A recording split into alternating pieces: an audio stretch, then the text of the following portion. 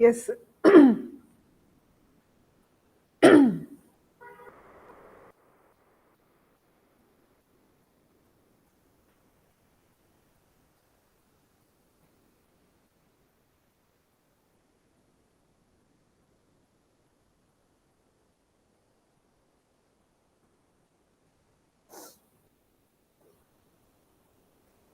1 second.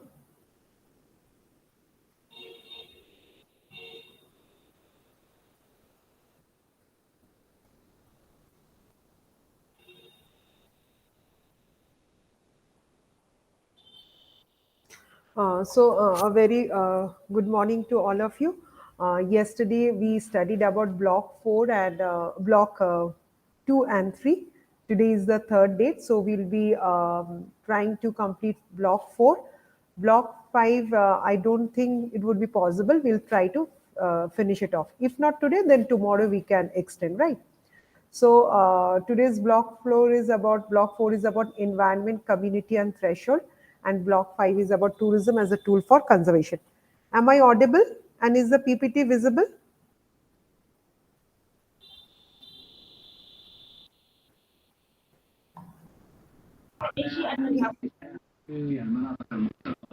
Is is the PPT visible?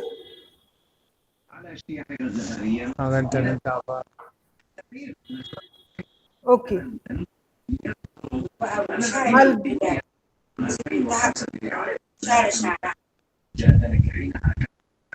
is it okay, da? Yes, Okay. ma'am. Okay. It Okay. is.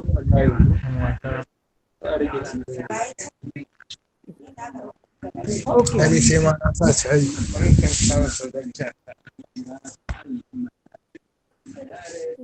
Okay. So يلا. just to recap, I just to recap, like I would like to say that tourism like can have both positive as well as negative effects on the local communities. And on one hand, tourism can provide economic opportunities, it can create jobs, it can generate revenues, as well as, I mean, especially for the local youth, that is the community. Okay. And it can also stimulate, I mean, side by side, it can also stimulate the growth of small business such as hotels, then restaurants, then souvenir shops, and contribute to the overall development of the community. 1 second. I think Stable din your ko duka ta. one of Bhasir, you can just mute yourself. Huh? Right. Okay. Okay. Hmm. Kuma daukewa. Sai suna sashi. 1 second. Please mute yourself. Huh? Okay. Yes. So what I was saying that especially all this it can stimulate the growth of small businesses such as hotels, restaurants. Then we do have souvenir shops, which would contribute to the overall development of the community, local community. Plus, additionally, tourism can also help preserve and promote the local culture and traditions. See, it's really disturbing me.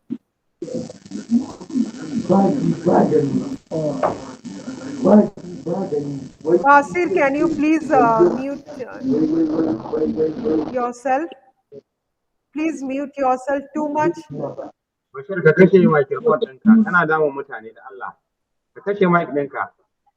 Kabiru, how are you? Nice to see you. In my third, are you there, Kabiru? Good morning, ma'am. Good morning. How are you? Nice to Doing see well. you. Thank you, Okay, ma'am. good, good. Okay. See, if you're unable to understand or, my voice is not audible or the PPT is not clear or something, kindly tell me, right? Okay. So I'll just start, huh? 1 sec.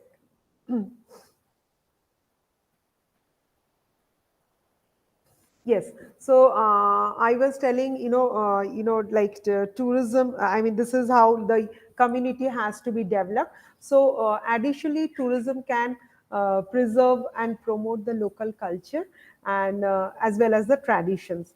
And tourists, they usually seek authentic experiences when they visit the tourist destinations, especially the eco-tourist destinations, or you can say the responsible, which is also known as a responsible to destinations, responsible tourism. So they usually try to seek the authentic experiences because they are interested in learning about the local customs, the local art, culture, cuisine, the food culture. That is okay. So this can encourage the preservation of cultural heritage and support the local artisans as well as the craftsmen.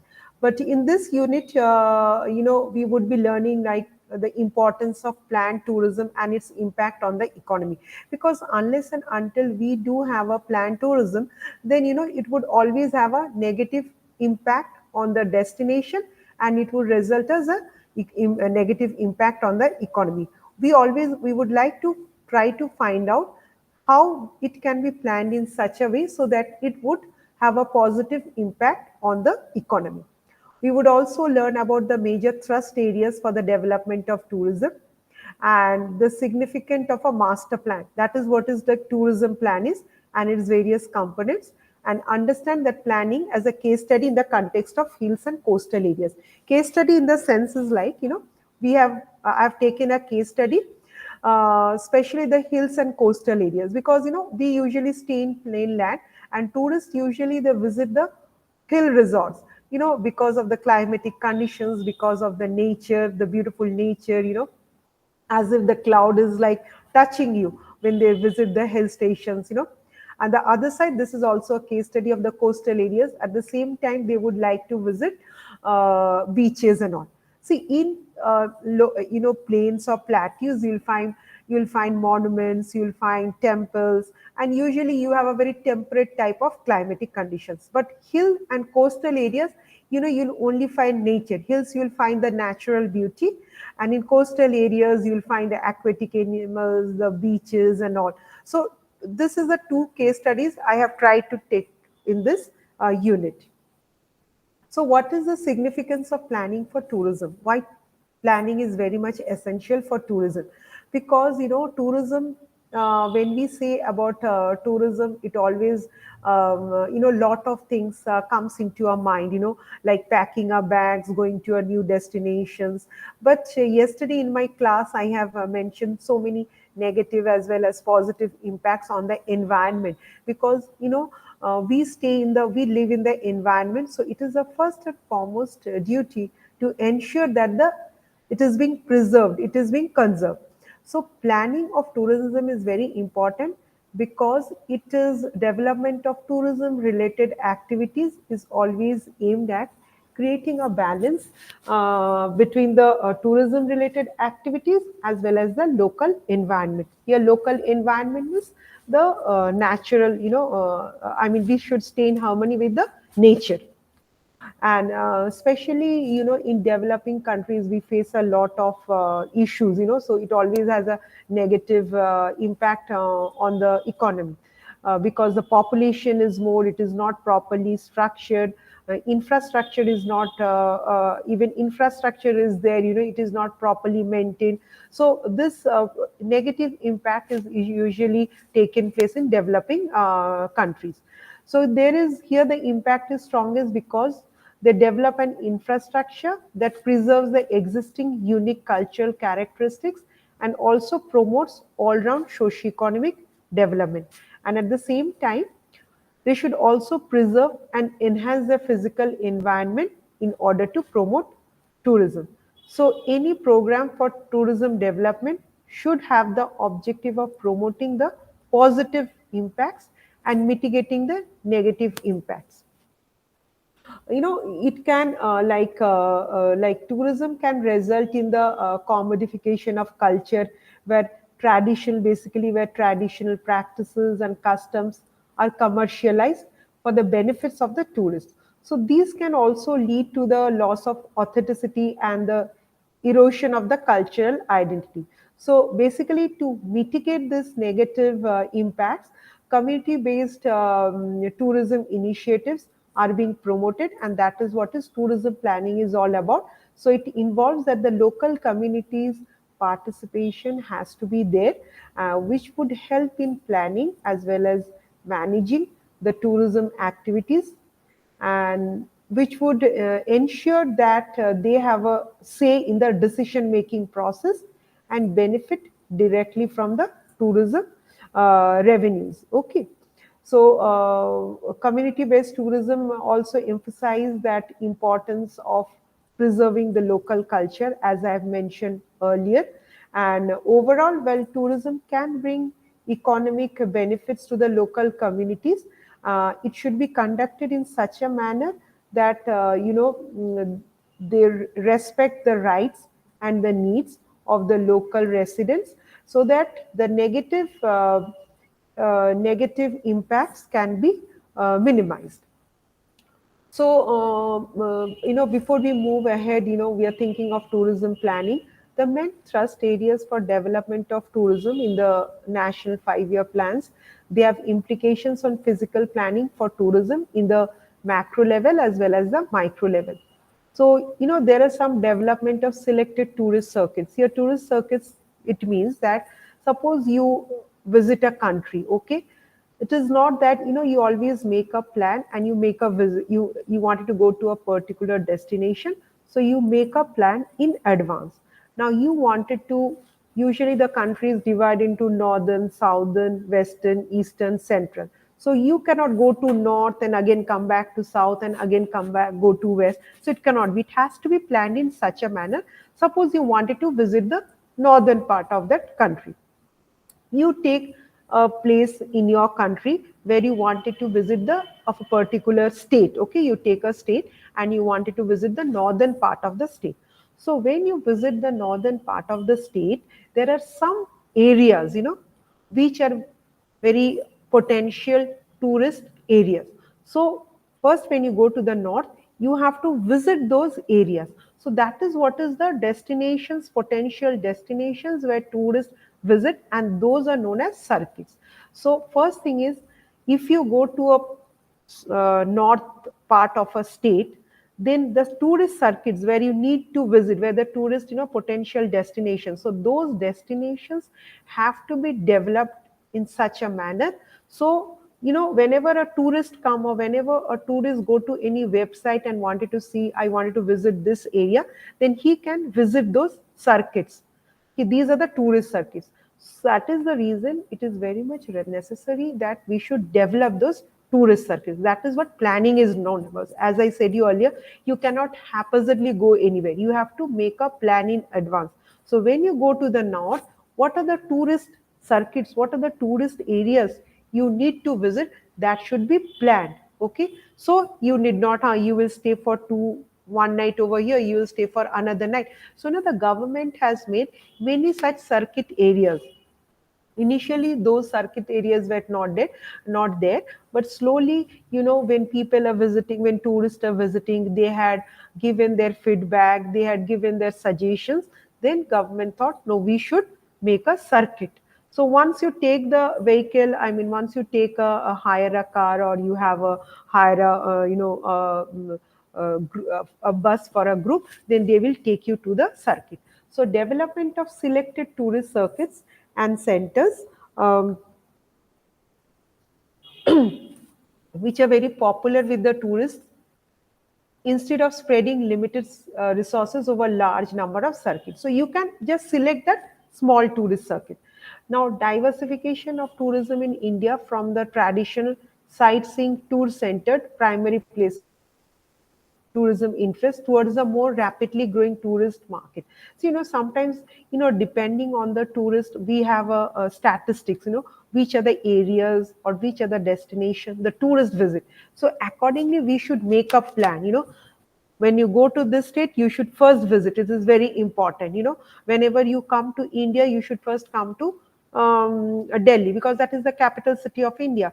Then you should visit Rajasthan. Rajasthan, in my previous class, when I was taking in the month of Feb, I told you, like, I showed you many tourist destinations of Rajasthan.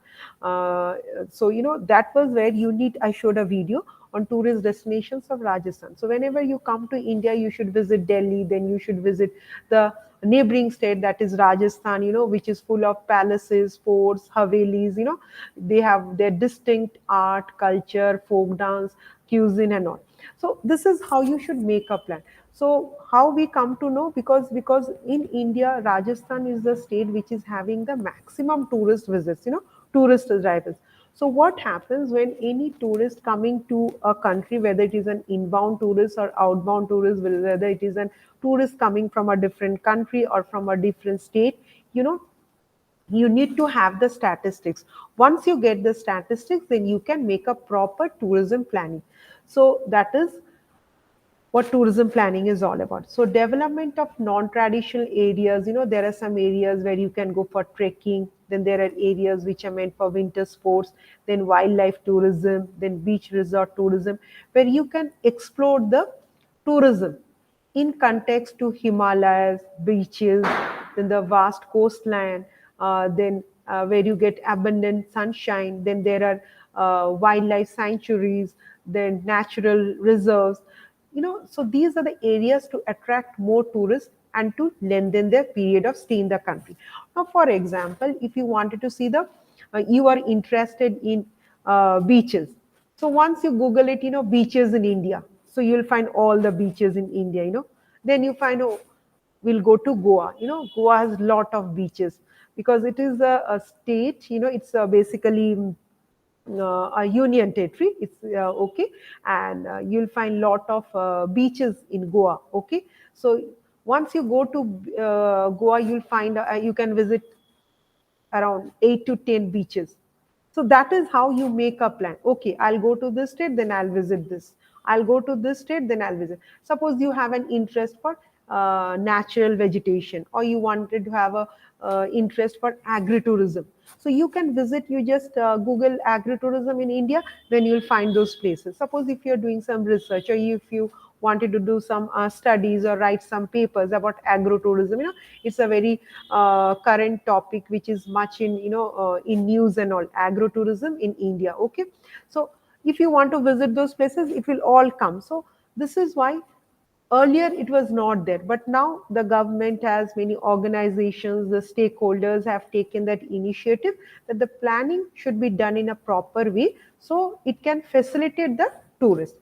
So another thing is restoration and balanced development of national heritage projects of both cultural, historical, and tourist importance. Moving ahead, so tourism activity areas, embrace a wide variety of destination points. First is, extensive areas of natural scenic beauty for passive recreation. If you wanted to enjoy the Himalayas, if you wanted to enjoy the snowfalls and all, if you wanted to touch the cloud, like, you can visit the Himalayas. So, you have a passive, if you have a very passionate about visiting those places, then you can go to any different destinations in India, where you will find all this beauty of the nature. So there are also recreational and leisure areas where you want to go to the beach resorts and all. Then there are for change of climate, or suppose during the summer season you wanted to visit the hill stations because it's very cool over there. Okay, you wanted to feel the snowfalls. We have Kashmir, we have Darjeeling, we have Ooty in India. So you can go to all these places for your if you wanted to really enjoy the scenic beauty of the Himalayas.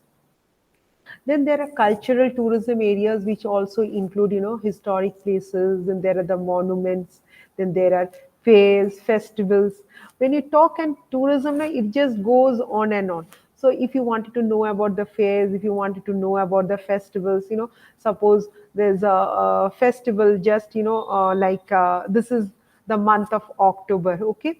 And during October, we have this Durga Puja. It is very much extensively being, celebrated in the eastern part of India, but not in eastern. It is throughout the country, but it is basically a you can say the eastern part of India. And now they are selling, and now they are celebrating with more, with lot of what to say. Uh, Enthusiasm, the why the reason, because last year it has been also been declared as a cultural heritage festival, Durga Puja, of eastern region. So when they got this heritage, it gives them I mean, it's just an I mean, a monument or a building getting a heritage stamp is very important. So now they have got this cultural heritage uh, festival, Durga Puja. So people in the eastern region, they are celebrating with, I mean, they are celebrating extensively, and it has already started now. Even it's a festival of mine, because I also belong to the eastern part of country. I just gave you an example, okay? Now, there are the religious tourism areas like pilgrimage centers and temple towns. I belong to a state which is known as Orissa. It is in the eastern part of India, and it is very also known for one of temple city of the country, and it has temples, which is considered as one of the four dhams of the country. So whether it is religious, whether it is cultural, whether it is a wildlife, you just name it and it is there. But the thing is that it should be properly planned.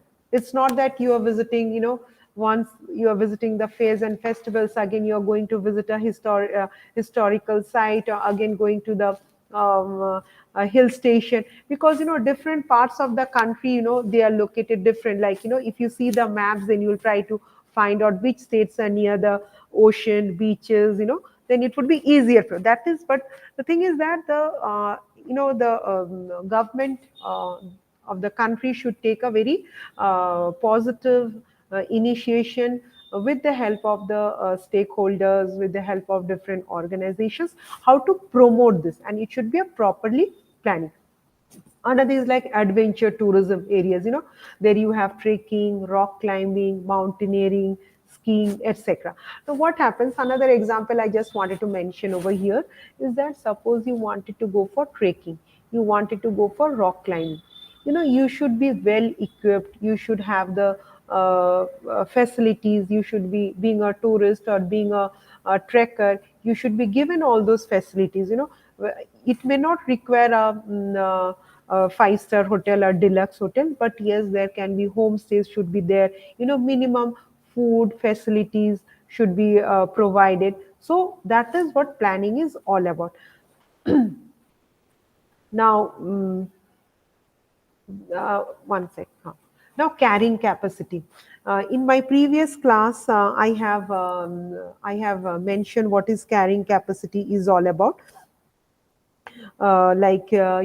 Tourism is basically a resource based industry, and we need to evaluate the resources, because it is very important to identify the areas for resource conservation. And resource conservation is very much needed to promote tourism, because this unit is all about environment and tourism. They are always interlinked. Unless and until we preserve and conserve the environment, the natural beauty, then it will always have a negative impact on tourism, which will result into the negative impact of the economy of the country. So it is very imperative to identify and designate the resource under various competing uses, and further to arrive at the capacity which will be matched by the supply location wise and activity wise. Now, when we talk about, there are many destinations in the country, which may not be. There are big destinations, there are small destination, tourist destinations, but sometimes what happens, the destination may be very small, but it may be very crowd puller.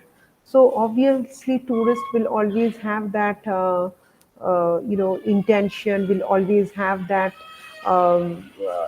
in their mind, कि we should visit that destination. But at the same time, you need to ensure that whether that destination would be able to handle the tourist. So it may result in mass tourism. Once it results in mass tourism, then obviously, it would destroy the authenticity of that particular area. So carrying capacity is very important. And so, one concept that is often considered in relation to the negative impacts of tourism on local community is carrying capacity. So, when we talk about carrying capacity, it refers to the maximum number of tourists that an area can accommodate, and without any causing any significant negative impacts on the environment as well as the infrastructure and also the quality of life for the local resident. Now, this concept of carrying capacity is very much significant for scientific planning of tourism facilities as we are talking about tourism planning. So, in relation to the sensitive tourist destination areas, especially like the hilly areas and the beaches. It is also when tourism exceeds the carrying capacity of an area, it can lead to issues such as there will be overcrowding, there will be strain on the resources, and there will be degradation of natural and cultural heritage sites. So this can also result in a decline in the quality of life for local residents and a loss of appeal for tourists seeking authentic and sustainable experiences. So to address this, destination management organization, there are DMOs. What are DMOs? I just forgot to say that is DMOs. There are destination management organizations which takes care of this carrying capacity. This destination management organizations and especially the stakeholders as well as the local authorities, they often implement measures to manage and control the number of visitors visiting those destinations. So these can include implementing visitor quotas, regulating access to the sensitive areas, and also promoting sustainable tourism practices. By considering carrying capacity, tourism can be managed in a way that ensures the long-term sustainability and well-being of both the destination and its local communities. So it is a threshold of tourist activity beyond which facilities are saturated as a physical capacity, the environment is degraded. Environmental or ecological capacity or visitor enjoyment is diminished and so on.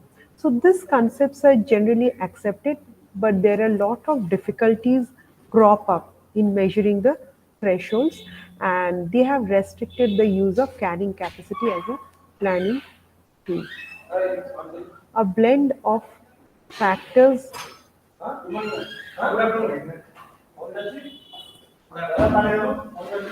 1 minute, huh? Just give me 1 second. Hmm.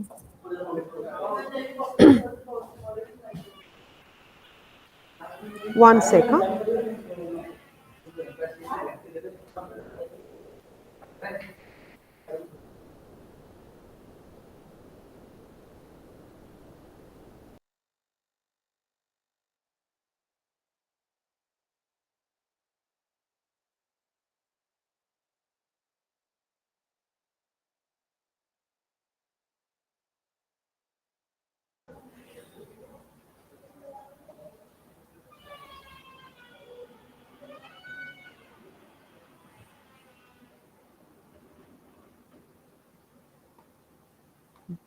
So yes, so there are a lot of factors determining the physical and ecological capacity of recreation areas, with those that determine the social capacity, and it makes it possible to determine the capacity guidelines. Now, for example, we take the example of infrastructure development. When we are talking about infrastructure, the three main components which collectively impart this quality to the tourist center could be identified as accessibility, accommodation facilities, and recreation. Okay, so The three main accessibility, because accessibility is very important, how the tourist will reach to that destination. There are many tourist destinations in the country, where the place is very beautiful, the destination is very beautiful, but you are not able to, proper infrastructure is not there, or proper roads are not there. So accessibility is very important. So one thing is accessibility, so that the tourist can easily reach that destination. Then comes the accommodation facilities and services. Accommodation facilities and services, that include like, proper hotels should be there, proper restaurants should be there, then food outlets has to be there. There should be uninterrupted power and safe water supply. Sewerage system should be there, drainage system there should be, sanitation is also essential, and other civic services like, health, clinic, telecommunication, and etc.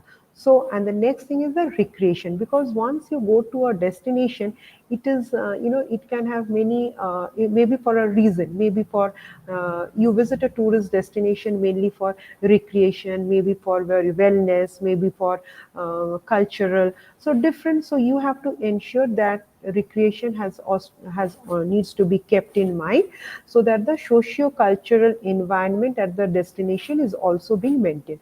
So whenever you come up with the infrastructure development of a destination, you have to keep in mind that these three things has to be there, because we are talking about tourism planning. One is that, so first things you should remember, that is the accessibility. Second thing is the accommodation facilities and services, and third thing is the recreation. So these three vital factors is very much important when you go for tourism planning. Now comes tourism master plan. So this has been conditioned by several factors.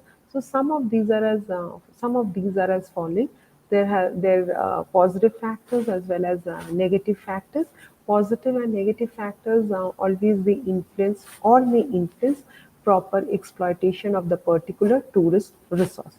Then there's carrying capacity, which we have discussed. Every destination has a carrying capacity, if it can accommodate 500 tourists. But you see, in many places of our country, not only in our country, in many other countries of the world, you'll find they don't have that capacity to accommodate.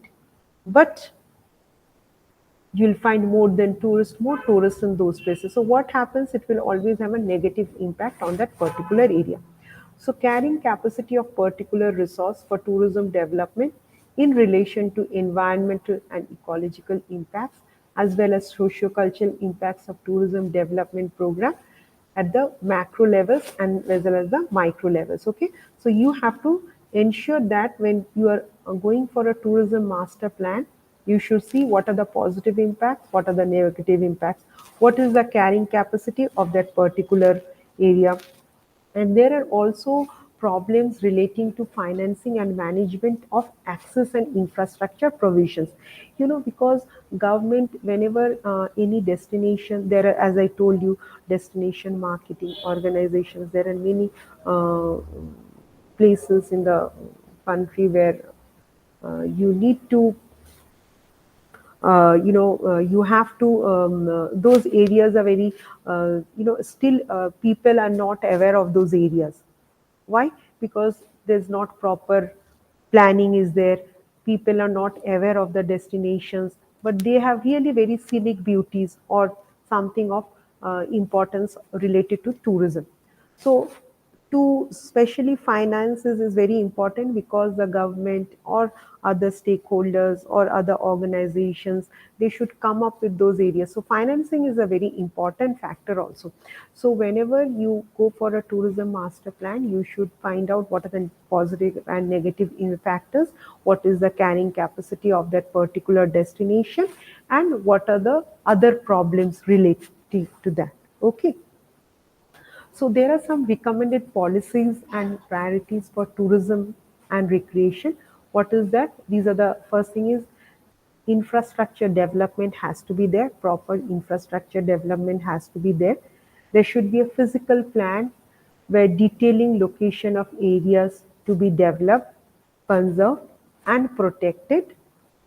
Third is there should be a strategy maintained for implementation, coordination, and financing. A strategy has to be there for whatever this. I mean, to develop a destination, you should have a strategy. So there are a lot of strategies, and these policies are being. There are a lot of policies are being prepared, but they are not properly implemented. So you have to ensure that those are implemented.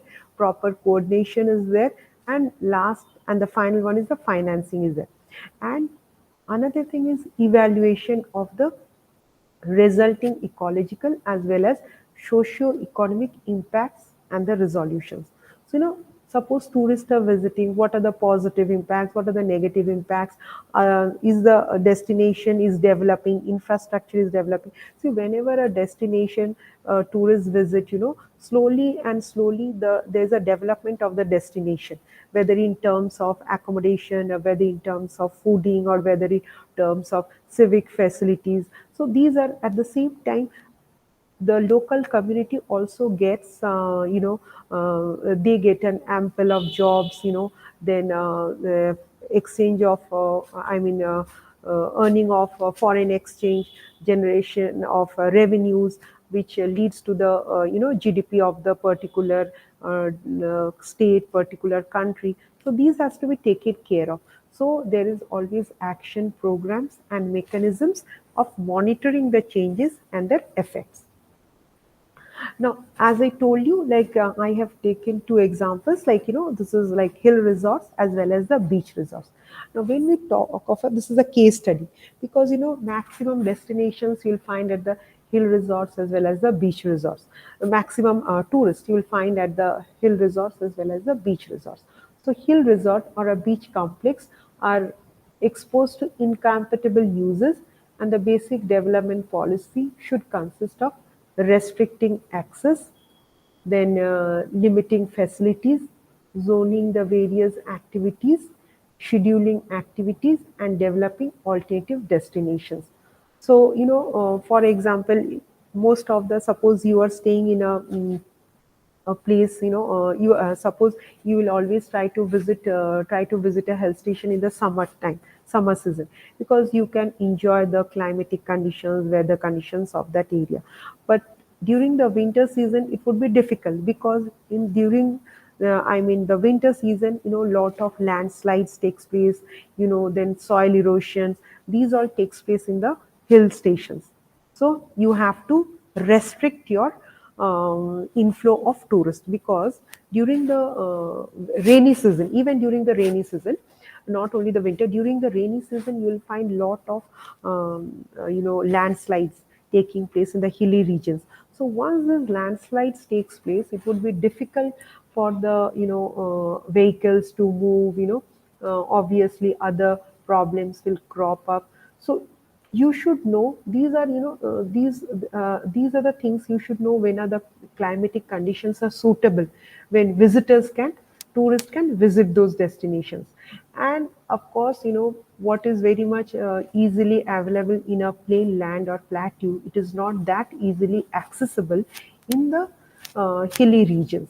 So there are always limiting facilities are there in the hilly regions.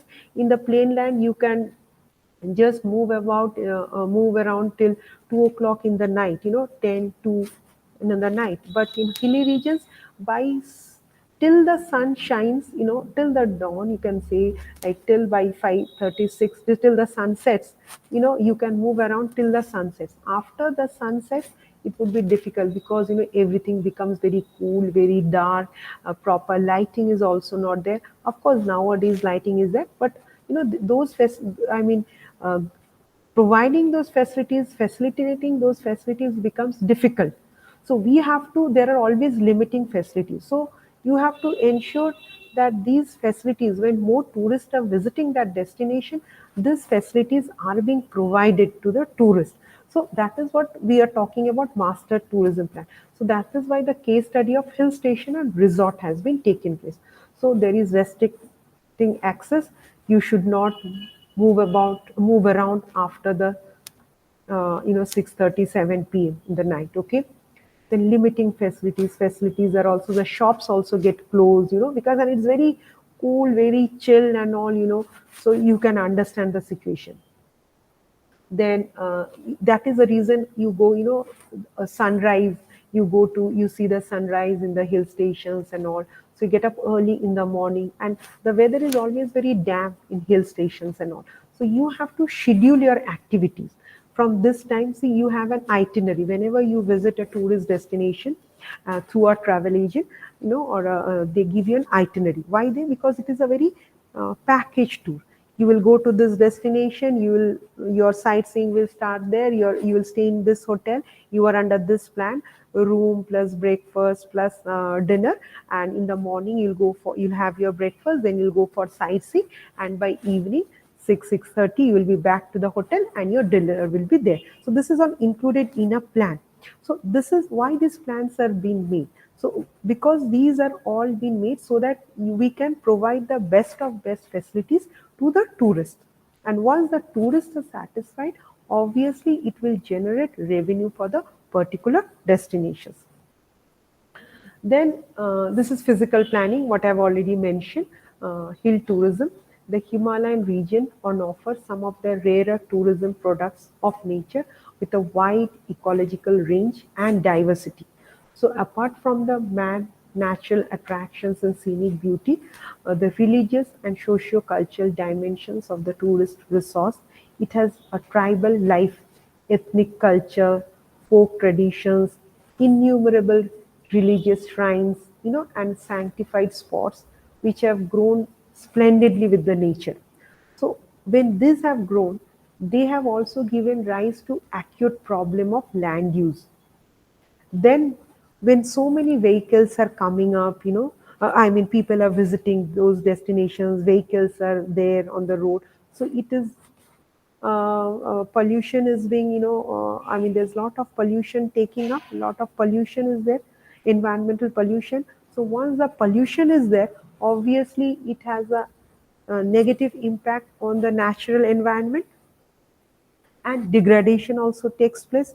People are, they are saying because carrying capacity now it can accommodate 500. It has, I mean, there are a lot of lodges and lodgings and all, hotels and all, homestays and all, which can accommodate 500 tourists. But as slowly and slowly population is also increasing, the destination has also become very, people wanted to go there for relaxation, so they find it, more tourists are being attracted to the destinations. So what happened, they wanted to increase their 500 to 1000, so that they can accommodate 1000 tourists, but the area is the same. Once they were accommodating 500 tourists, now they are accommodating 1000 tourists. So obviously, to accommodate 1000 tourists, the space is same. There will, infrastructure will take place. So once the infrastructure development takes place, the purity, the ethnicity of that particular destination gets destroyed. So pollution takes place, degradation takes place, stress condition on infrastructure, transport, services. Then there are conflicting conditions. One party will say, I will do the hotel, I will invest. One investor will say, no, I will make investment over here. Another investor say, no, I want to make hotels over here. So there is always conflicts will be there. And all these have been described as negative impacts of tourism. That is, physical planning is very important. We talked about tourism planning. So here the case study has been taken or hill station. So when we take the hill station case study, physical planning is very important, because why tourists are visiting there? They are they are visiting those destinations to enjoy the natural beauty of that particular area. But once the greenery is being destroyed, they won't find that enthusiasm to visit that destination again. So that is what you should ensure, that you should lessen the pollution, environmental pollution, lessen degradation.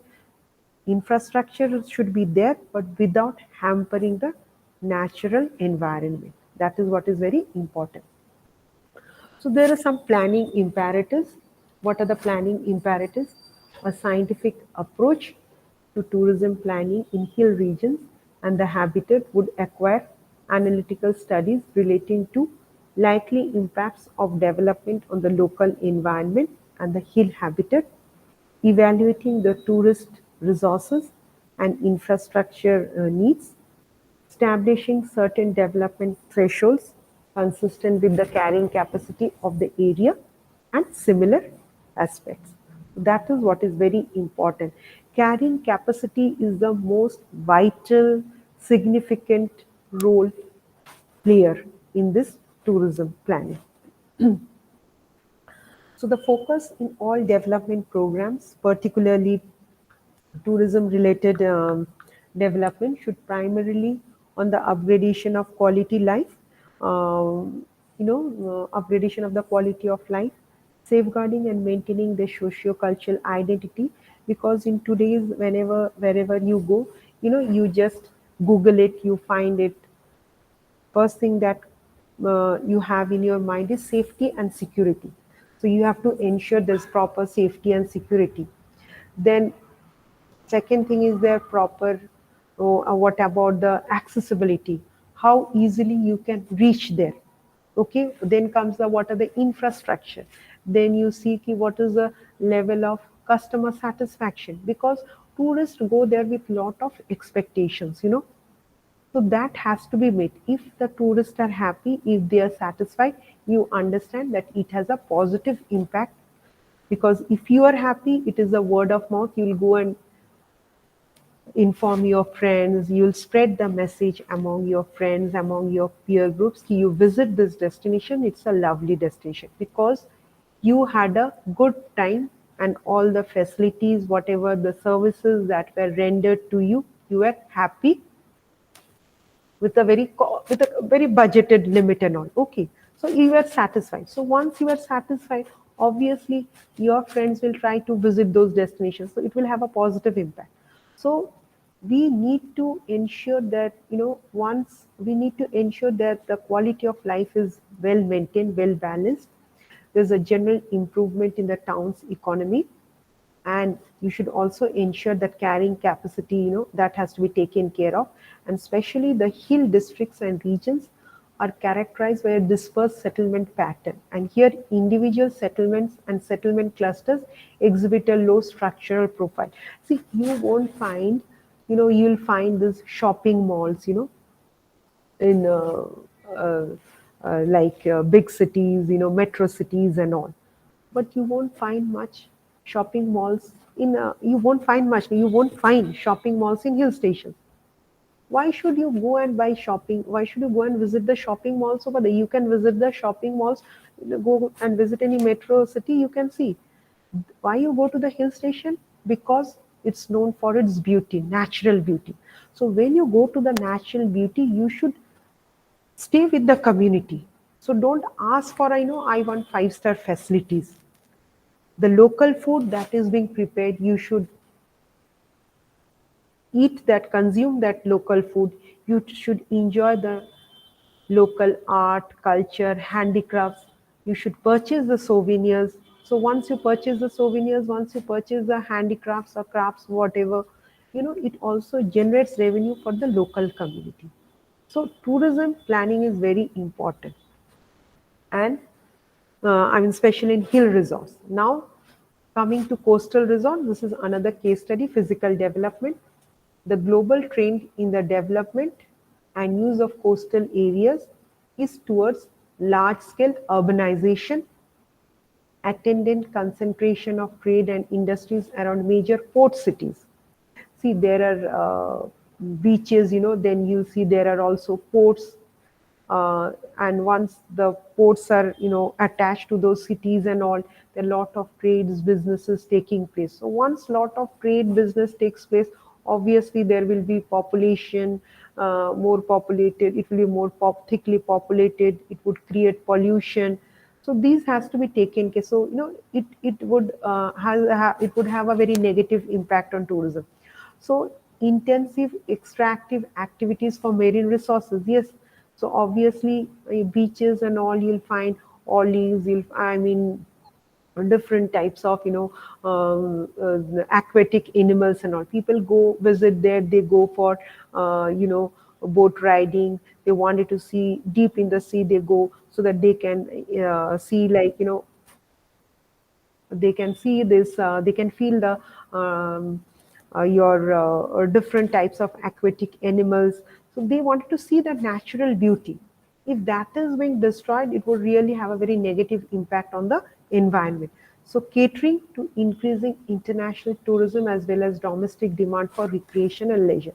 There are recreation leisure because tourists also wanted to have a recreation and leisure, but keeping in mind all this, all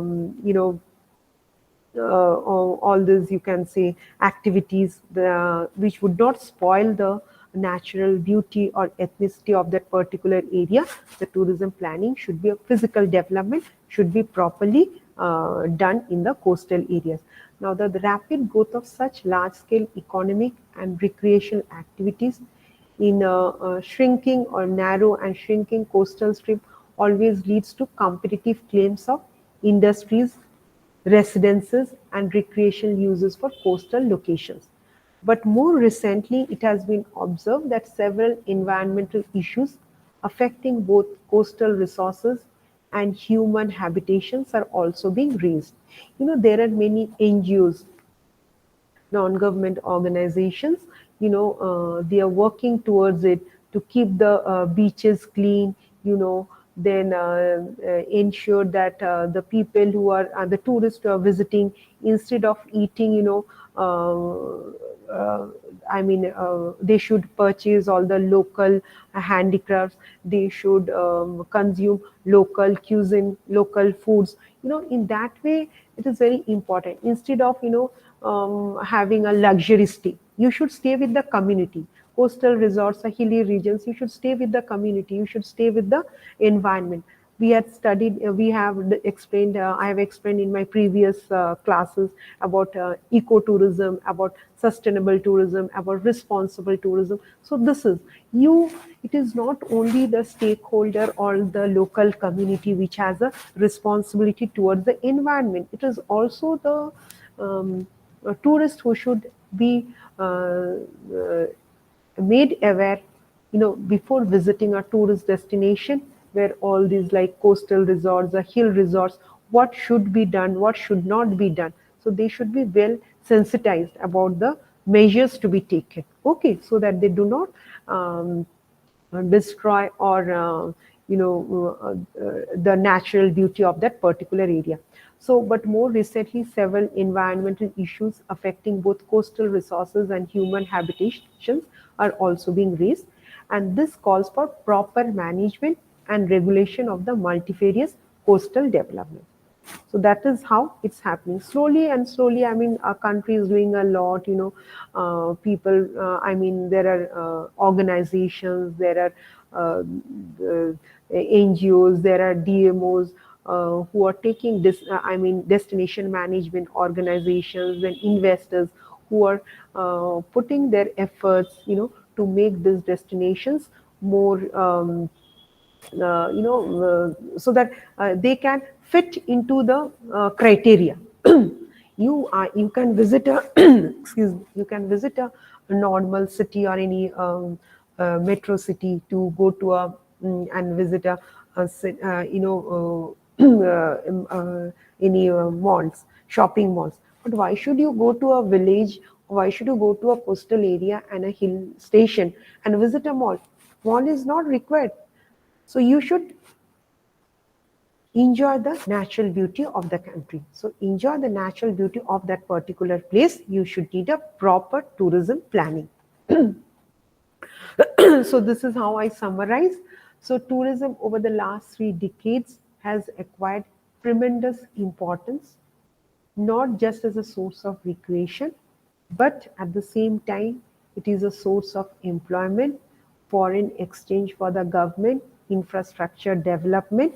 Okay, so the growth of tourism industry has brought to the surface the necessity of planning in tourism. So various elements are involved in planned tourism. A proper handling of the infrastructural aspect can create greater incentives for the growth of tourism. So infrastructure should be properly handled. So it can create great incentives for the growth of tourism in that particular area. And master plan should be there. It should be properly planned. It should be properly implemented, properly coordinated, and should be effective. Okay, so importance of master plan at the national level to integrate the questions of access and land use to the development of tourism. So we have given the examples of hills and coastal resorts, and we understood the importance of establishing accessibility for these tourist spots and making optimum land use of the area available. Whatever is there, we should make use of that. Everything is resourceful, whatever resources that you utilize, the resource you utilize it in a productive way, so that it will be beneficial to you as well as the beneficial to the local community.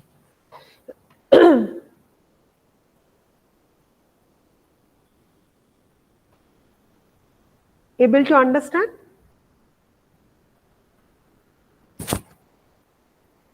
Kabiru, Bhasir? Yes, ma'am. Okay, okay then, Yes, huh? ma'am. It is really Okay, understand. okay. Ma'am, about the Yes. way that regarding the this kind of ecology, Hmm. you know, especially during the off-peak periods. I mean, when the people are less crowded in the field. I mean, when the tourists are less crowded, it will be. I Hmm. mean, more easier to control the tourists because I know that some Population, yes. tourists can be, yeah, some tourists can be able to, I mean, harm the local ecologists and something like that. So Yes, what kind of I very good. mean, what Yes. I See, can say role can we employ? Yeah, which role can hmm. Yes. See, because increasing population is one of the. Hmm. You wanted to say like what role we can play. Yes, if I'm not, if I understood you well, because see, the thing is that population is increasing. Okay, so we need to have a control on the population. That is one major factor. Okay, control on the population.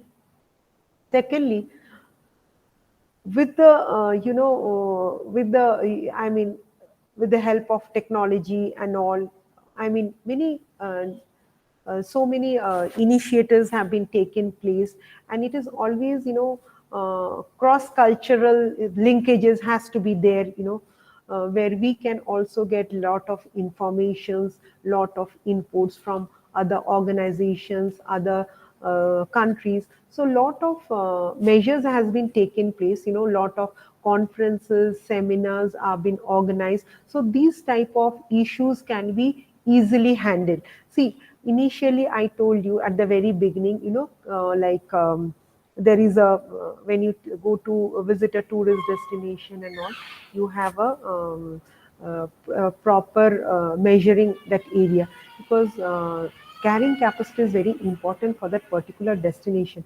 If you are unable to adapt to the area, or if you are unable to accommodate those tourists, then it has always a negative impact on the destination. So this should be handled. It is not okay? as a you or me, it is always. Hmm, hmm. I don't know if I get it right. I mean, if we can be able to make a visitor management plans. Hmm. I mean, develop and implement This I couldn't get you.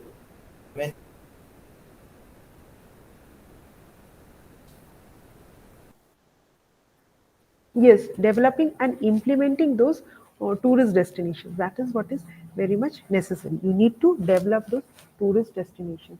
Okay, it is not it's not mine or yours, or it's a community based. It's that is the reason where the word community comes to. So you have to, as an individual, as a group, you have some responsibility towards the society. So you have to do some extra. You have to show some extra benefits which would benefit the society, which would benefit the environment, and also, as I told you, there are a lot of initiatives that have been taken place, not only through NGOs but other destination management organizations, which would take measures to handle this type of activities in these tourist destinations. Okay. So, Yes, ma'am. coming to this Noted, ma'am. community, huh, tell me. I mean, I Want to tell think something? it is also. Yes, ma'am. I would like to say something. Tourism.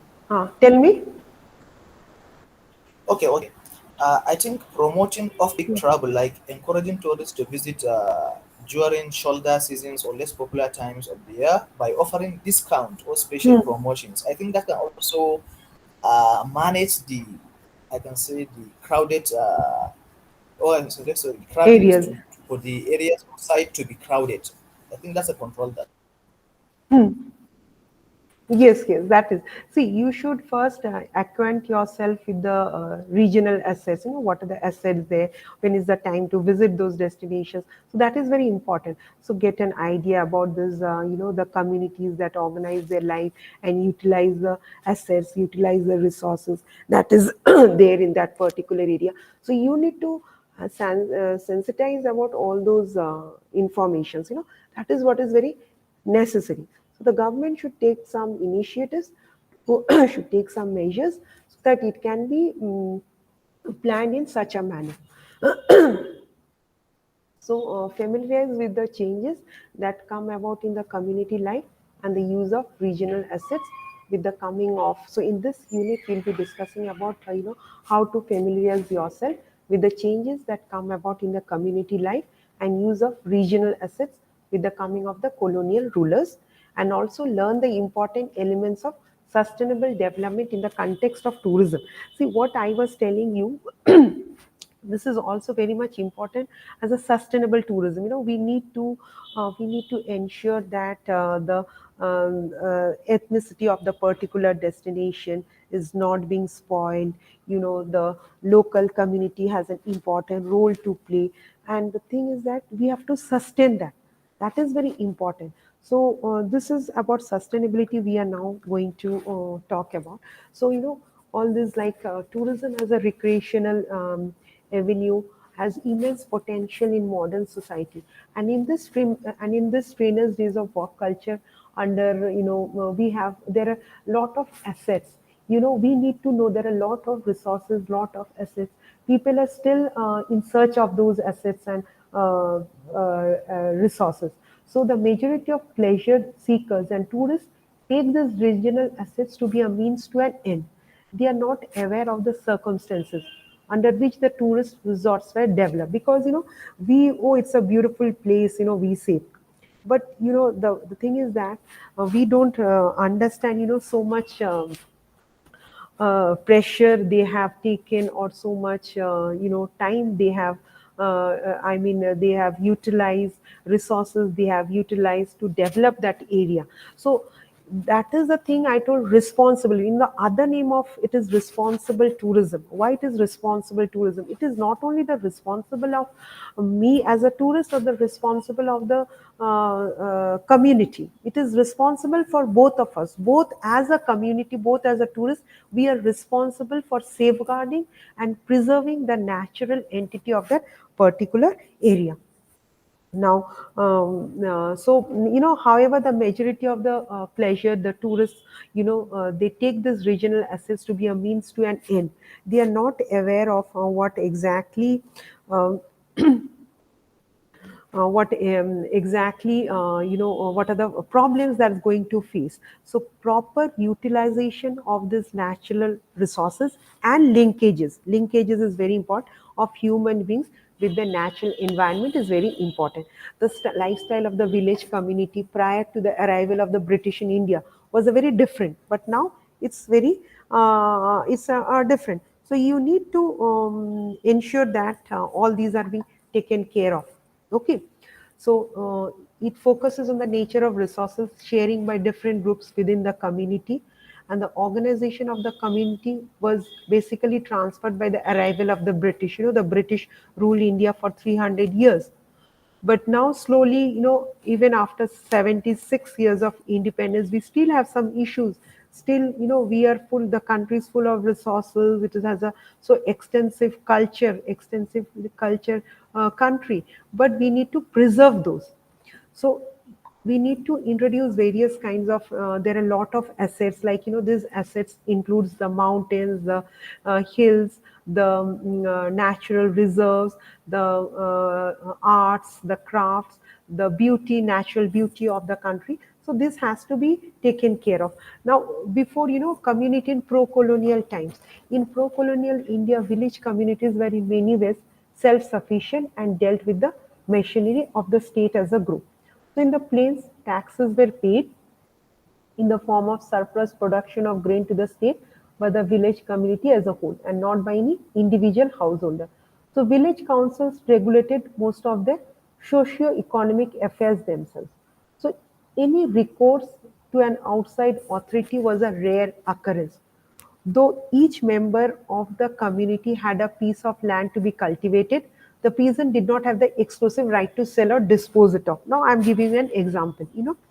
You take the example of any hill station, especially if you visit North India, you'll find lot of homestays. You know what is a homestay? It's like, the facilities that is being provided in the home, like, homely stay. So you can have that. So what happened? There are not any hotels, but these homestays, these people, I mean the inhabitants of those particular area, they rent their homes to different tourists coming from different parts of the country, and provide all the facilities in lieu of the money exchange, basically. Okay. So basically, you have the opportunity to interact with the local people, you come to know about their lifestyle, you get to have the taste of the food that is being prepared, and the natural beauty. So we didn't have this concept of homestay. If you Initially there were inns, and slowly it was developed into the hotels. Hotel is one which give you all the facilities. But these homestays, which are located in hill stations and all, these homestays, they give you opportunities where you can stay with the nature. That is what is very important. So what happens? Yeah, it was, earlier those lands where they were not able to sell their land. But now what happened? They are building small homes, and they are renting as homestays, and they are also earning some money. They are enjoying, because people of different cultures, people of different communities, people from different countries of the world, from different states are visiting there. So once you interact, you also feel happy. You are staying in harmony with yourself. You are staying in harmony with your community. You are staying in harmony with the environment. So you can understand that now it's all processed together. Our This topic, basically started with environment and tourism. So how environment is related? So once you have these homestays, you can stay with the environment, you enjoy the natural beauty. So the pre-colonial rulers only claimed the taxes on the produce and not the right on the land itself from the village community. But now this village community, they are using their houses, and their villages, I mean tourists, they are taking those houses on rent, staying for 2 3 days. They wanted to give a break from their usual monotonous life, especially the city life, especially the people from the cities, they go to the villages now. Now, those who are staying in the cities like us, they either they go to the villages to enjoy what is ecotourism is, sustainable tourism is responsible tourism is all about, or they go abroad. Now, for going abroad, everybody does not have that much status or that influential, to go abroad. Okay, so some people go abroad, they enjoy that beauty. Some people, who are nature lovers, they go to this natural beauties like hill stations and all, and they enjoy the beauty of this place. So these are considered as the regional assets. Now, before moving to regional assets, I just wanted to say, why it is known as sustainable tourism. We need to, sustainable tourism, the UNW2 has United Nations World Tourism Organization has 17 sustainable tourism goals, sustainable development goals, SDGs. So sustainable tourism goals. So it is very important that we should keep in mind, and we should make our country more sustainable. Okay, that is very important. So basically, sustainable tourism is an approach of tourism that helps to minimize the negative impacts of tourism on the environment, as well as on the economy, as well as the local communities, well, ensure that the positive impacts are maximized. Negative impacts are minimized and positive impacts are maximized. Okay, so it basically focuses on preserving the natural and cultural resources, promoting social and economic development, and ensuring the well-being of the local residents. So you can say, sustainable tourism involves various practices and principles also, like environmental conservation, then comes community involvement, then economic sustainability, then you have cultural preservation, then you have education awareness. People should be educated, tourists should be educated. Then by adopting all these sustainable tourism practices, then tourist destinations can minimize their environmental footprint, enhance the quality of life for local residents, and ultimately it would create a positive as well as authentic experience for tourists, and it would help in building a long term relationship, with the local community, and viability of tourism as a source of income and economic development for the destination. So when we talk about regional assets, every place has its regional resources, whether it's in the form of landscape or whether it's in historic monuments or other places of interest. And the World Tourism Report throws light upon the various assets of the different ecosystems. Coastal areas, which includes beaches, marine areas, and wetlands. Well-developed beaches have the appeal and the carrying capacity for volume tourism. The marine parks are there, wetlands with the fragile ecosystem are better suited for adventure and special interest tourism. You should make the destination in such a way. It can be meant for adventure, it can be meant for wellness tourism. Suppose you wanted to go to a destination for your medical purpose. So that is known as wellness tourism. So that is what is. So there are different destinations, and as per the beauty of that particular area, you should plan it in that manner. Okay, so then there are the mountains or wilderness. You'll find many mountains. People go to the hill stations, and people go for meditation. There are many, like we have hill stations in country where foreigners come there. There's Dehradun, there's Mussoorie, there is Haridwar. People go to the destinations, hill stations where hill is there, then river Ganges is flowing there. So it is in such a manner. Himalayas followed by river Ganges. River is there. So once you reach the Himalayas, you can see the river also. So, and foreigners, not only Indians but foreigners, tourists from abroad, they visit those destinations because they feel calm, cool, and they meditate. That is very important.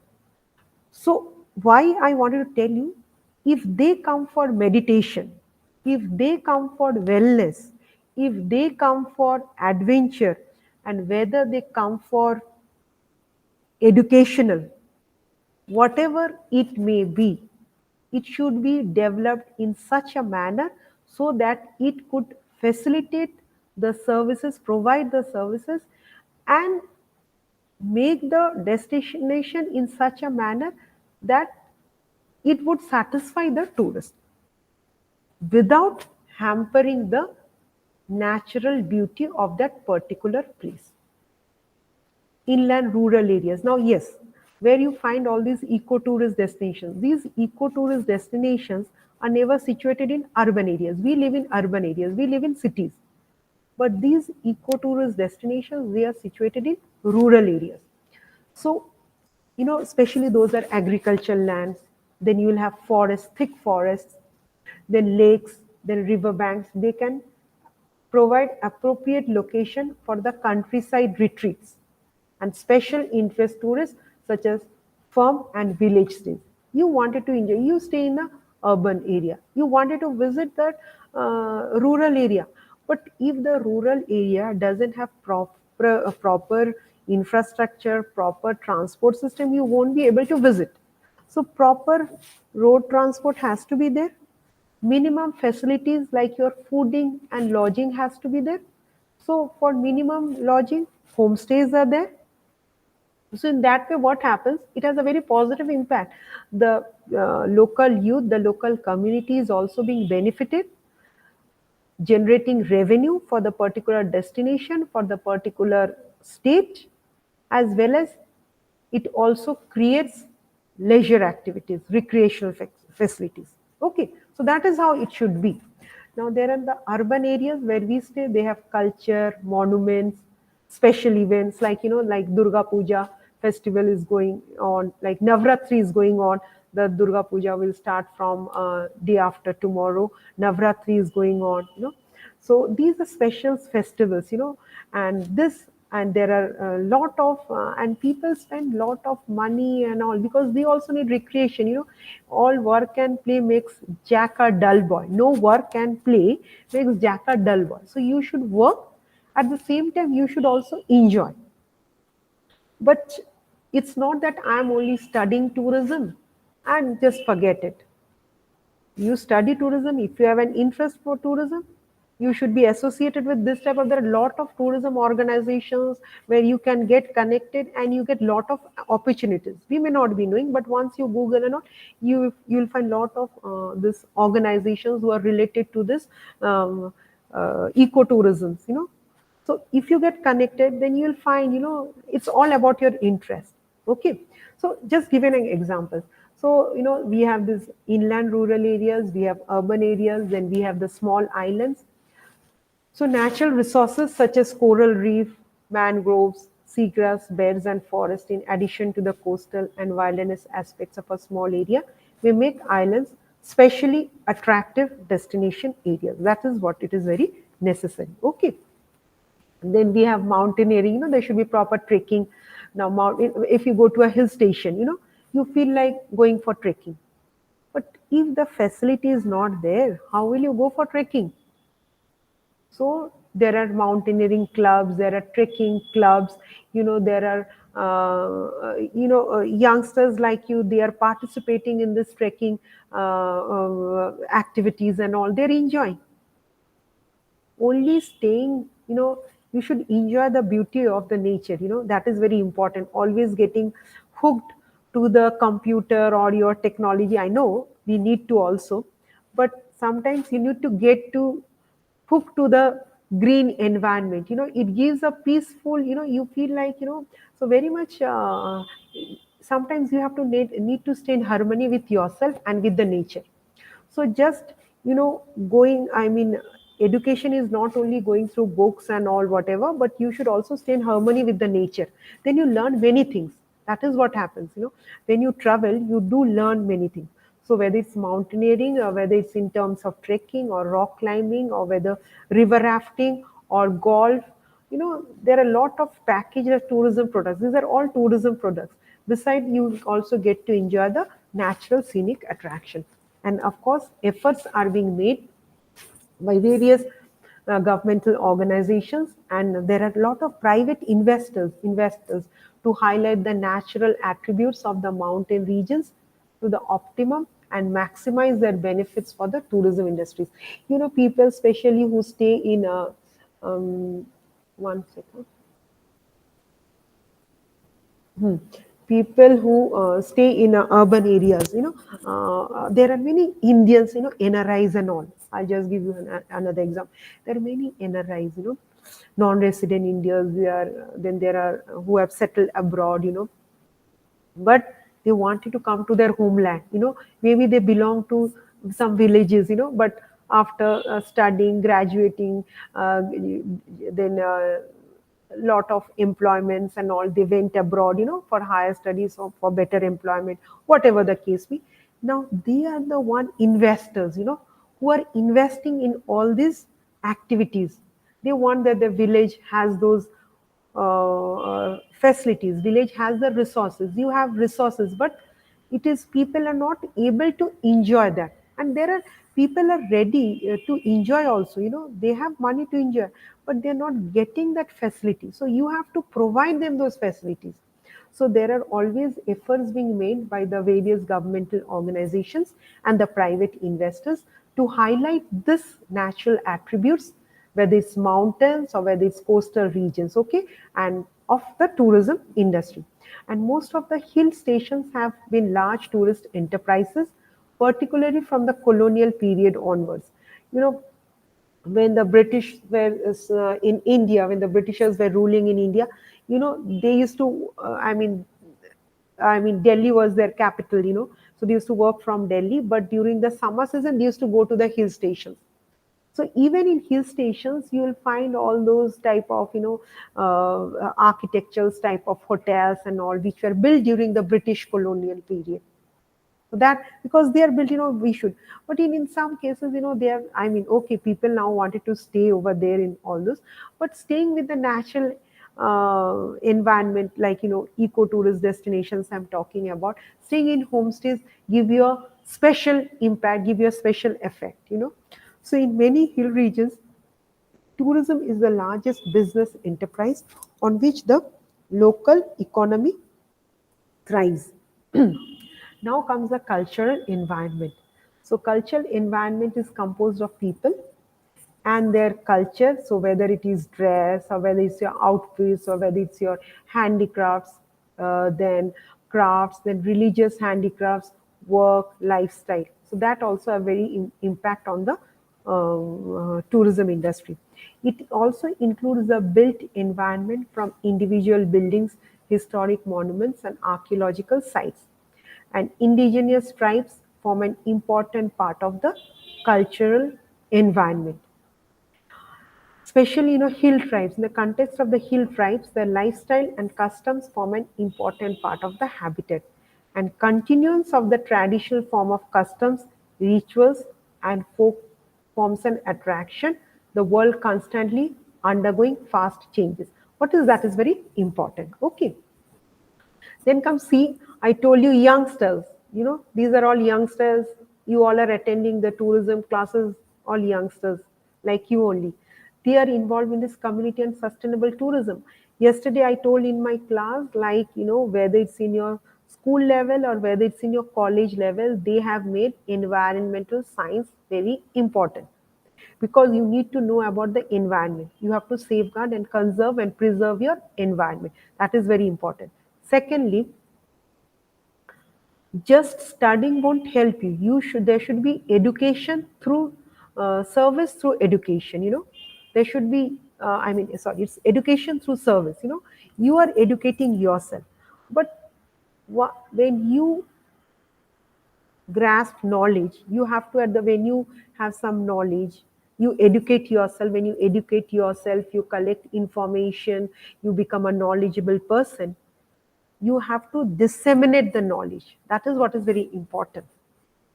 Similarly, when you are educating yourself in schools or in colleges, you also have a responsibility towards the community. So that is what is community and sustainable tourism is all about. Ecology and economy are becoming ever more interwoven. Ecology and economy.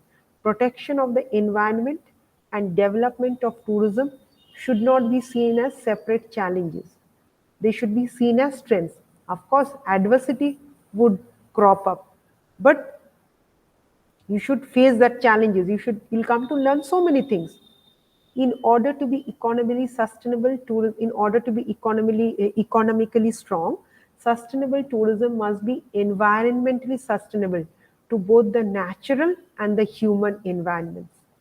It is the responsibility of the local community to wisely manage their regional assets for their own advancement and for a better quality of life.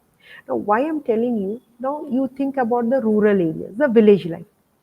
They are not much educated. Who will educate them?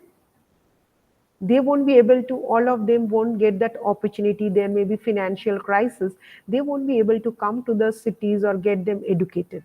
Okay, some of them are getting educated, but everybody doesn't that have opportunity. Now government has come up with a lot of schemes. Our government has come up with a lot.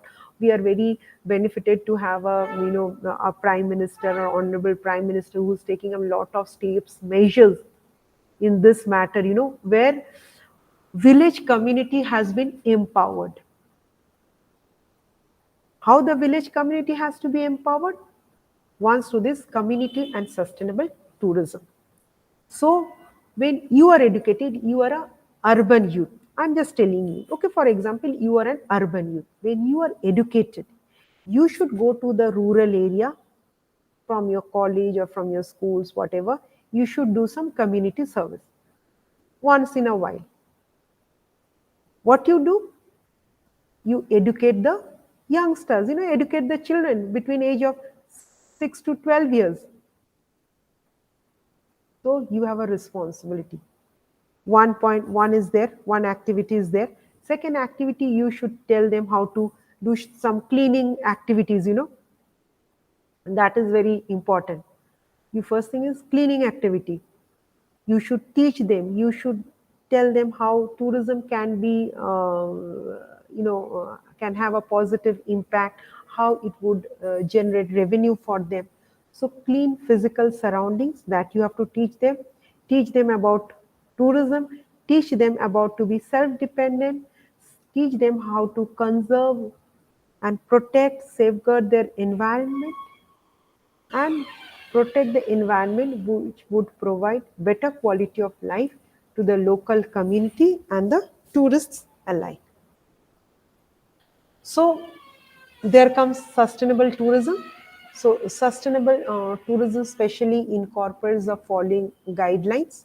Like you have tourism planning, we have already discussed about that. Then development of the tourist destination, infrastructure development, operation, flow of operation, that should be in the spirit of sustainable development, in being cross-sectoral and integrated, which would involve different government agencies like destination management organizations. Then there are private corporations, there are public corporations, there are government agencies, then there are citizens group and individuals, to provide the widest possible benefits. Even after the class, if you feel like that, if you wanted to join an organization, I mean, the thing is that physical, maybe you won't do much physical work. I'm just giving you, just you just check into the Google. You'll find there are a lot of organizations and lot of youngsters of your age. They are into these different types of organizations. So, this would provide benefit to the society. And there are a lot of agencies, corporations, groups, individuals, they should follow this ethical principle that would respect the culture and the environment of the host area. Respecting the culture and environment of the host area is very important. Understand? They are providing you the products, they are rendering you the services. So that is very important. That should be respected, and thus it would enrich the traditional life and the community and traditional behavior, leadership, political patterns. See, it is not only, don't take it, once you need to enhance your skills. So that skills can be in any form. Okay, So one of the skills is also your leadership skills. So once you work in this community services and all communities groups and all, you also enhance your leadership skills. That is also one of the skills. Okay, you enhance your leadership skills, maybe your your communication skills, your adaptable skills. That is very important. So regard should be given to the projection and appropriate economic use of the natural and human environment in the host areas. And tourism should be undertaken with equity in mind, with the idea of access to a fair distribution of benefits and costs among tourist promoters and host people and their areas. So yes, I'll within 2 slides I'll complete. Maybe tomorrow I'll complete the 13, 14 and okay.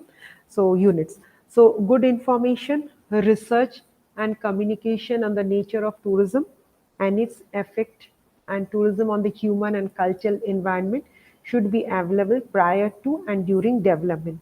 And this information should be known to all parties, including the local people, so that they are in a position to participate and influence the direction of development in their area. And this would reinforce the community spirit and negate the sense of alienation. Local people should be encouraged to undertake leadership roles in the planning and development of their regional assets with the help of the government, with the help of the financial, business, and other interests.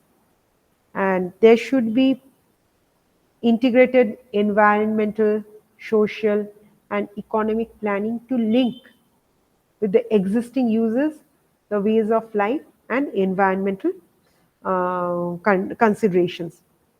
See, uh, education and awareness is very important, where you need to link. Now, sustainable tourism provides education and awareness among the tourists as well as local communities and the stakeholders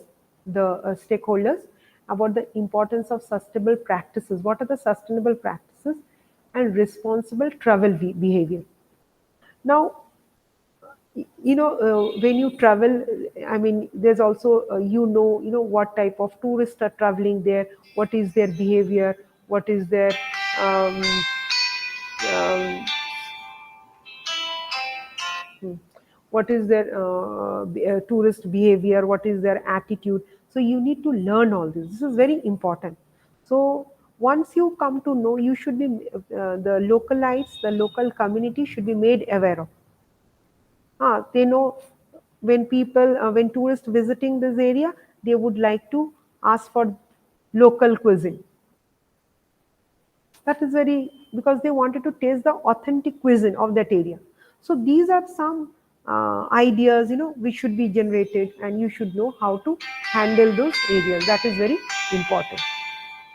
So careful monitoring should be done to allow local community to take advantage of opportunities that is being offered by the new changes.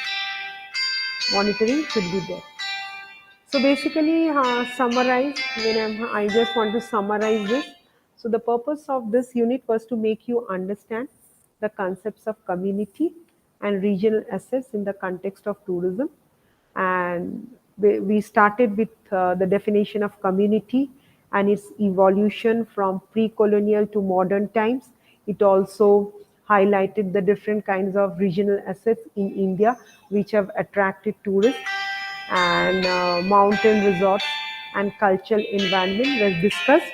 Okay, and this unit also highlighted the changes which came about in life of traditional committees as a result of contact with the colonial power, and concluded how it concluded. It gave you suggested ways of maintaining tourism without disrupting the life and culture of the local communities. That is what is very important. I think tomorrow I'll try to finish this multiplier effect, but 1 minute. Huh? Okay. Tomorrow I have to finish it little fast. Yes. Now tell me, we can discuss on some issues um, if you have some queries. Ahmed, Kabiru. Yes, ma'am. Good afternoon once more. Or I can say evening to you. Good afternoon. Good afternoon. Thank Yes, you. tell me. This was, I think, it's very crucial in the tourism industry because you need to know, I can say, the learn about the environment you are visiting, and also learn about the Hmm. cultural acts and others. Aspects. So I think this Hmm. ecology and other, I mean the other keywords in the post are very crucial. So what I would like to discuss here, you Host community. Hmm. yeah, the other aspect of course. So what I'd like to say here is regarding the ecology of different, I mean, countries, because the environment may vary due to Hmm. the different, I can say, yes, of course not. So what I would like to Yes. say here is that about that kind of, I mean, the way that we are going to go, I can say the tourism planner is going to look after the local ecologies Hmm. in the country. So I think making an Hmm. awareness to the tourists can also hinder some, or I can It's say very important. minimize some problems or harm from the The tourist, negative I mean, impact. in the society or in the local ecology, and also making some, let's say, data, I mean, data and technology. Because if you can use data and technology, it can minimize some Hmm. damages that may be caused by the tourists as well. Then Yes, of course, ma'am. And we can very also good. You educate, or pointed I out, can like, say one educational thing is the data campaigns. and the technology. Yeah, educational campaigns Hmm. also can what can, I can say, be given to the tourists so that they can also minimize the negative impact towards the local ecologies as well. So I really understand. I also enjoy the class as well Yes. because it is really educational, and also the way you present the presentation is also remarkable because you share.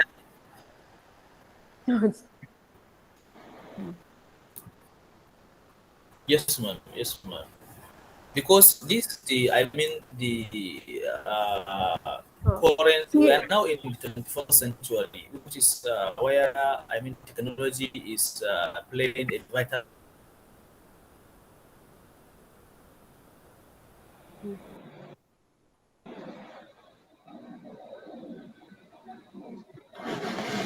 yes, Kabiru, what you said, like we need the data, we need to have the technology. With the help of this, we can evaluate as we can do the assessment of a particular destination. What you said, those are the very two vital things. One is the data. You need to have the data because that is very important. Then only you can evaluate. Ki, what are your positive points? What are your negative issues? Working, taking in that as your primary factors, then with the help of technology we can work on those issues. We can, because as you told, it varies from country to country, it varies from places to places. We need to learn, for the thing is that today I wanted to show you a video, but Somehow I couldn't, but tomorrow I'll make it. I mean, positively, I have to show you the video, because it has been shown. You know how this coastal areas. I am talking about the coastal areas. You know, there are a lot of visitors during the weekend, especially during the weekend. And you know, the carrying capacity is 1,000, but you will find 5,000 visitors at the weekend, not in the weekdays. It's at the weekend, you'll find at the weekends. And especially people of all age, of your age, of my age, and elderly people, everyone's, they are visiting. And they are not being you know, properly, the awareness is not them, awareness is not among them. So you know, they whether it's having a cup of tea, or having some snacks. So you know, the plates are being thrown here and there. I mean, there's the garbage is here and there. So who does that? People only do that. So they are not being sensitized. That is what is important. Whether it's my country or whether it's your country, sensitization is very important. Okay, like taking your country, you know, it is known for its wildlife sanctuaries, you know, forests and all. But you should know how to protect them, how to conserve them, and people are ready to pay for them to visit those areas. But you know, the thing is that now people have become very they are more you know, money minded. Why this carrying capacity question comes? Because they want quick money, they want more money. So they wanted to generate revenue very fast. So instead of the destination which is carrying capacity is 500, if 1,000 um, you know, tourists visit there, obviously it would be difficult to accommodate those tourist destinations. Okay, so what would be the result? Revenue will be generated. The community will be very happy. Every day we earn 500, today we earned 2,000 rupees. But it has a negative impact. What are the negative impacts? For example, if it's a coastal region and if you throw the garbage all around the beaches, you know, it would, the aquatic, you know, animals, you know, are being hampered, you know. So we have to minimize those negative impacts. That is what is very important. But how that should be? That is through education, sensitization. That is what awareness has to be there. In my I have, you know, just in my slide, I'll just show you, but I don't want to show you that slide today, I mean tomorrow, where I have mentioned, wait, let me, you know, this is, I just wanted to show you. Okay, maybe in the next class I'll just go in depth. So you know, it is an extract from the Manila Declaration on World Tourism 1980 for its relevance. I'm just reading through. Is it visible to you all? Can you all see? Wait, I'll just highlight, wait, see, Yes, an ma'am. extract It's from the visible. It's Manila visible. Declaration. Huh. An extract from the Manila Declaration on World Tourism 1980 for its relevance. Tourism resources available in the various countries consist at the same time of space, facilities, and values. These are the resources whose use cannot be left uncontrolled without running the risk of their deterioration or even their destruction. The satisfaction of tourism requirements must not be prejudicial to the social and economic interest of the population in tourist areas, to the environment, or above all to natural resources, which are the fundamental attraction of tourism and historical and cultural sites. All tourism resources are part of the heritage of mankind. This is very important. All tourism resources are part of the heritage of mankind. National communities and the entire international community must take the necessary steps to ensure their preservation. The conservation of historical, cultural, and regional sites represent at all times, and notably in times of conflict, one of the fundamental responsibilities of states. Now, this is an extract which I have taken. I wanted to money. I was about to tell you in the tomorrow's class, but since our topic was discussed, so I just discussed it today. So this is an extract which has been taken from the Manila Declaration on World Tourism in the year 1980. So we are in 2023. So it is 43 years ago. Understood? Ma'am. Yes, ma'am. Manila is in Philippines, ma'am. Mhm. Is that right? Yes, it is in, yes, yes. Yes, Okay. of course. So You see, know, there that are was some. declared, You know, ma'am. so, There are some hmm, I can tell say me. mechanisms and also some ways that can hinder all this kind Hmm, of overcrowded tourism or something like that, because there are some use of hmm, technological aspect like visitor counting technology that are used in some places. Like, it's just a hmm, combination of sensors and cameras that are used to count hmm. visitors at attractions, helping destinations manage crowd control and understand visitor flow. So all these kind of things can Hmm. manage and minimize Yes, the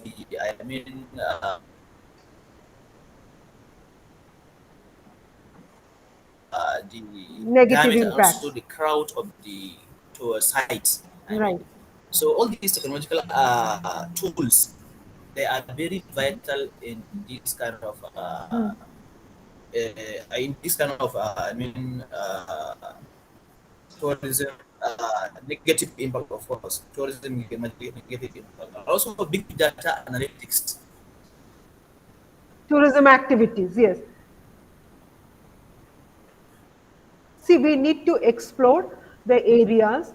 We need to assess what are the what are the issues. So we need to handle. We need to address those issues, and those issues are being addressed. When you have a conference, seminars, workshops. So these type of issues are being handled. How to tackle this problem, because slowly and gradually the issues are increasing. Okay, but we the ultimate thing is, we have to protect the environment. On the other hand, we have to satisfy the tourist also. We're mutually benefited.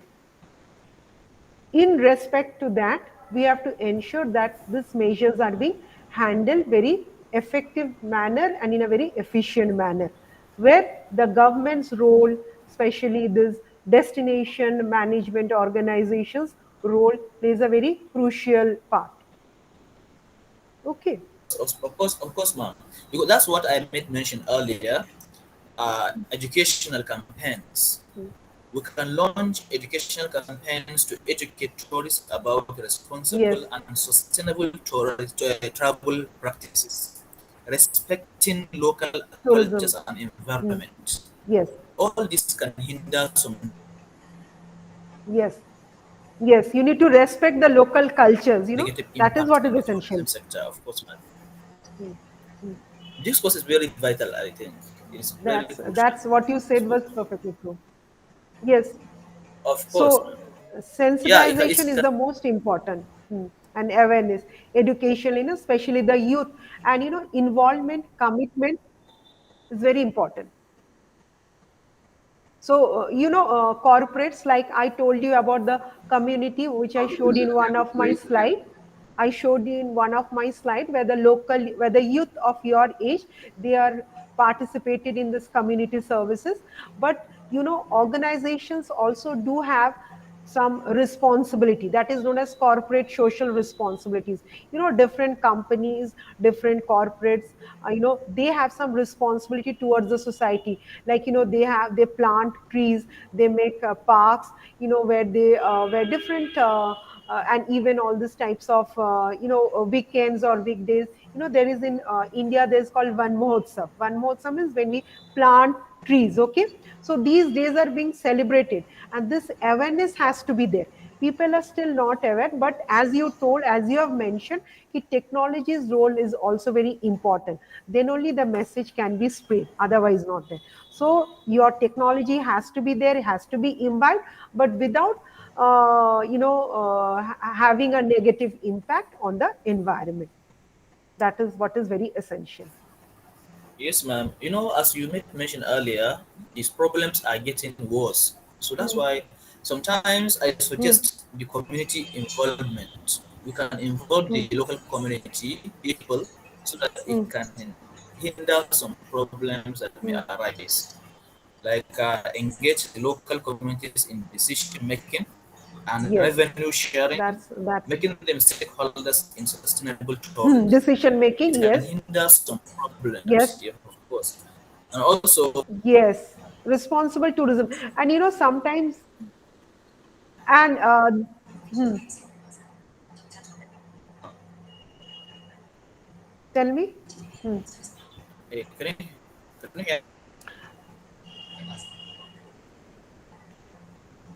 hear me? You, yes, yes. Yes, I can hear you. Again, you unmute. Mute. Hmm. Okay, okay, okay. So Yes, you are telling regarding something. the regulations and legislations, I mean, yeah, we can enforce and create regulation to limit accommodation growth.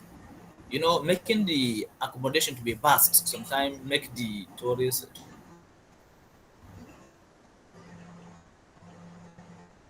Hmm.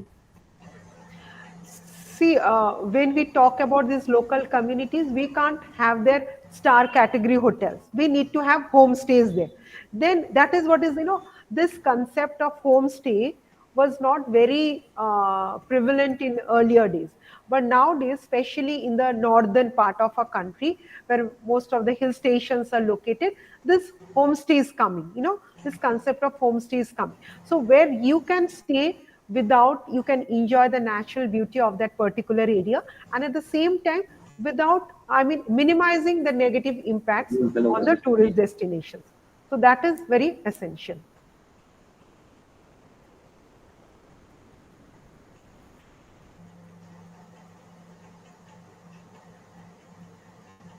Ahmed, any questions from your side? Were you able to understand?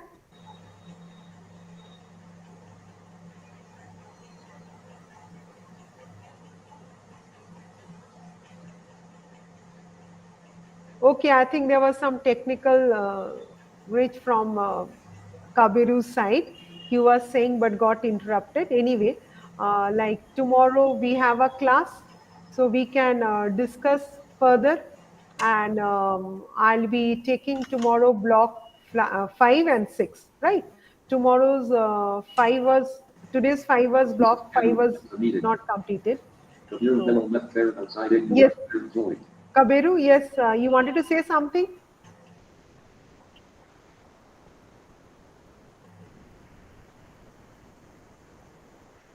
Kabiru?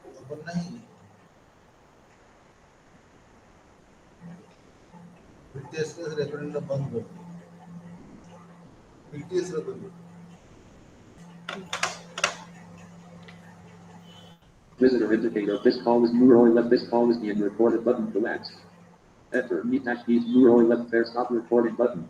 Enter. Stop recording button to activate. Press enter. Stop recording this meeting. The recording will be saved. The meeting organizers Google Drive. Stop recording. Okay, I think then we can close it for the day. Okay. Um, we'll see you tomorrow at the same time. Thank you.